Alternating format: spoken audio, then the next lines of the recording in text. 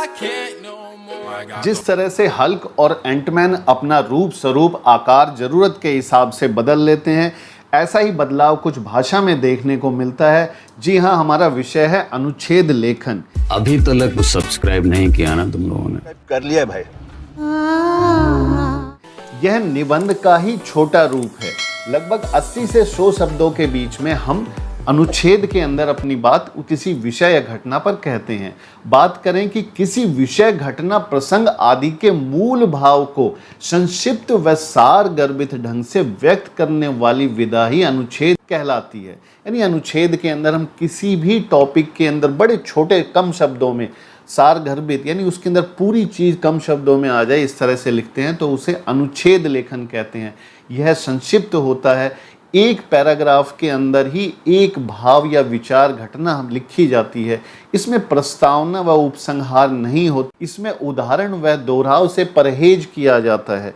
अब बात करते हैं कि सीबीएसई हमसे क्या उम्मीद करती है। सीबीएसई कहती है कि जो भी हम पैराग्राफ लिखें उसमें पूर्णता हो, यानी कि जब परीक्षा में कुछ बिंदु दिए होते हैं जिनके आधार पर हमें अनुच्छेद लिखना होता है, तो उनमें से कोई बात छूटे नहीं। अब बहुत से बच्चे क्या करते हैं, उन बिंदुओं को लिखते हैं।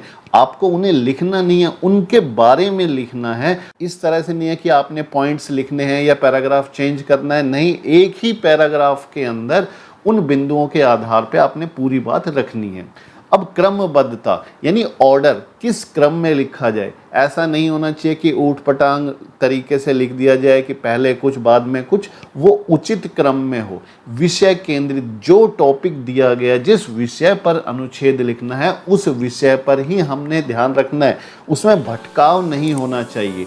समासिकता, यही ऊपर वाली बात कही है कि कम शब्दों में अपनी बात कहनी है। आपको परीक्षा में लगभग 10 से 12 लाइन में अपनी पूरी बात कह देनी है।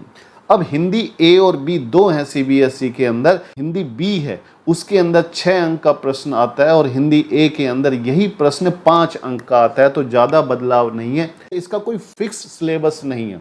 आपसे किसी भी विषय पर कह दिया जाएगा कि परीक्षा में लिखो, तो हम तैयारी कैसे करें। सबसे पहले तो अपना रेगुलर एक हैबिट बनाइए कि आप अलग अलग विषयों के बारे में जानें, पढ़ें, सुने, देखें, ताकि आपकी नॉलेज बढ़े और उसको सही तरीके से धीरे धीरे आप लिखने का अभ्यास करेंगे। अनुच्छेद लेखन के अंदर कि पहले ही वाक्य से आपको विषय पर आना है, नहीं जो पहली लाइन आप स्टार्ट करेंगे उसी से पता चल जाना चाहिए पढ़ने वाले को कि आप किस विषय के बारे में लिखना। बाकी सारी चीज़ें कॉमन है कि भाषा सरल हो, स्पष्ट हो, वो हमेशा आप ध्यान रखते हैं। वर्तनी की अशुद्धियाँ ना हो। जो पाठ आपके सिलेबस में हैं उनसे कुछ पीछे जो प्रश्न दिए होते हैं, जो उन प्रश्नों पर भी ध्यान दें जो विचार से संबंधित हो, जिसमें कि पैराग्राफ लिखने को दिया जाए, तो उससे आपको थोड़ी मदद मिलेगी। वीडियो पॉज करके आप ये कुछ उदाहरण जरूर देख लें, इससे आपको मदद मिलेगी।